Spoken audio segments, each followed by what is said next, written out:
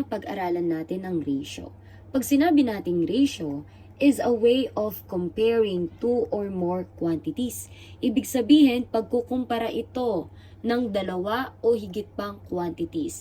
Maaari itong mga tao, mga bagay o numero. Halimbawa, may mga leaves and flowers tayo dito. Ikukumpara natin ang bilang ng mga dahon at ng mga bulaklak. Ngayon, basahin natin ang tanong. What is the ratio of leaves to flowers? Ano daw ang ratio ng leaves sa flowers? Ang tanong, ano ang i-compare natin dito? Ang leaves at ang flowers.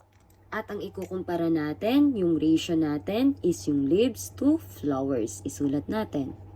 Leaves to flowers. Kapag tayo ay magkukumpara in a word form, ang lalagay natin ay is 2. Anong ilalagay natin? Is 2. Ilan ang bilang ng leaves? 1, 2, 3, 4. Anong naunang sabihin dito sa what is the ratio of leaves to flowers? Yung leaves. Ibig sabihin, siya yung una nating isusulat. Ilan ang leaves? 4. Dahil naka-word form, isusulat natin ay is 2. Ilan ang flowers? 1, 2, 3, 4, 5. Isusulat natin 5. Ibig sabihin, in a word form, ang pagkukumpara natin, ginagamitan natin ng is to. 4 is to 5. Next, paano naman kapag colon form? Meron itong dalawang tuldok or yung colon ngang tinatawag, kaya nga tinawag na colon form. Ibig sabihin nito, in a word form yung is to, papalitan lang natin ng colon. So, ilalagay din natin 4 is to 5. Ang basa nga dito sa colon na ito or dalawang tuldok ay is to pa rin. At kapag naman fraction form, gagamitan naman natin ng fraction bar. Ito naman, ang gagawin natin, kung sino yung nasa unahan, siya ang nasa itaas or the numerator at yung pangalawa, siya naman ang denominator. Gagamitan natin ng fraction bar at yan. Ito naman yung fraction form niya, 4/5 or 4/5. Ulitin ko, pagdating sa ratio, nagko-compare lang tayo ng mga bilang ng dalawa or more quantities. So, kung ano ang unang sinabi, ang unang tinatanong, siya ang unang isusulat na bilang. So, ang ratio natin ay leaves to flowers. Ikukumpara natin ang bilang ni leaves at ng flowers. Ilan ang leaves? 4. Kapag word form, gagamit ng is to. Ilan ang flowers? 5 or 5.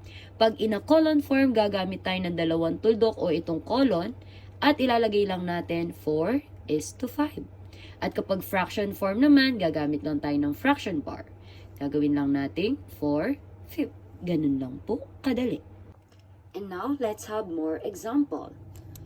A group of preschoolers has 15 boys and 12 girls. What is the ratio of girls to boys? Ilan nga daw po ang boys? 15. Ilan ang girls? 12. Ano ang tanong? What is the ratio of girls to boys? Ano ang nauna na sinabi? Yung girls o yung boys? Ano naunang sabihin? Yung girls. Ibig sabihin, ang una nating isusulat ay ang bilang ng mga babae. Paano ito? Kapag word form, ilan muna ang babae? 12. Isulat natin ang 12. Kapag word form, ano ang gagamitin? Is to. Kapag nagko-compare, lagay natin ang is 2. Ilan naman ang boys o ang lalaki? 15. Ayan po.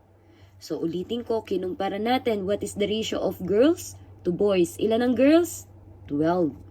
Ilan ang boys? 15. Nauna ang girls na sinabi na nabasa ninyo, kaya girls ang una nating isusulat. At kapag word form, gumagamit tayo ng is to. At paano naman kapag colon form, anong gagamitin natin? Yung dalawang tuldok o yung colon. So, paano po i-compare? Ilan ang girls? 12. At anong gagamitin pang compare kapag colon form? Dalawang tuldok o yung colon. At ilan ang boys? 15. Ang basa dito ay 12 is to 15. Paano naman kapag fraction form? Kung ano nasa unahan, yun ang nasa itaas, which is the numerator, 12, 15. At ngayon, maaari pa yan i-lowest term, ibaba, pababain, paliitin, maaari pa. At paano ba't natin makukuha ang lowest term? Sa pagkuha ng lowest term, dapat alam natin yung mga factors nila, 12 at ng 15. Anong maaaring factors ng 12 at ng 15? Maaaring 1, 2, 3, 4. Pwede ba ang 5? Hindi. Ang 6, pwede. 7, 8, 9, 10, 11, 12. 12, maaari. Sapagkat mga factor ito ng 12. 1 times 12, 12. 2 times 6, 12. 3 times 4, 12. 4 times 3, 12. 6 times 2, 12. 12 times 1, 12. Paano naman ang mga factor ng 15? Maaaring 1. Maaari ba ang 2? Hindi. 3, yung 4. O yung 5. Pwede ang 5. 6, 7, 8, 9, 10, 11, 12, 13, 14, 15. Ang maaari ay 15. Ngayon, tignan mong mabuti ang factors ni 12 at ng 15. Kapag may nakita kang parehas na number nila, yun po ang pipiliin nating pang-divide. Yung parehas na number at pinakamataas. Oo, parehas ang 1. Ngunit baka may mas mataas pang number na parehas sila. At ito nga ang 3. At ito ang gagamitin nating pan-divide para makuha natin ang lowest term ng 12, 15. So 12, 15 divided by 3. 12 divided by 3, 4. 15 divided by 3, 5. That's why the lowest term is 4, 5. Okay, let's have more example. A group of preschoolers has 8 boys and 24 girls. What is the ratio of girls to all children? So ngayon ang i-compare naman natin, sino? Ang girls to all children. Ulitin ko, ang i-compare natin ang bilang ng babae at lahat ng children. Ilan ang bilang ng babae? 24 girls. Kumusta naman ang all children? Ilan lahat sila? May 24 girls at may 8 boys at ang boys and girls magkasama yan, children yan. So ilan lahat sila? 24 plus 8 equals 32. So kapag nagsusulat tayo ng word form, ilagay natin o i-spell natin ang salitang is to. So una natin ang girls, sila ng bilang ng girls? 24. 24 is 2 dahil word form. And all children, ilan lahat? 24 plus 8, 32.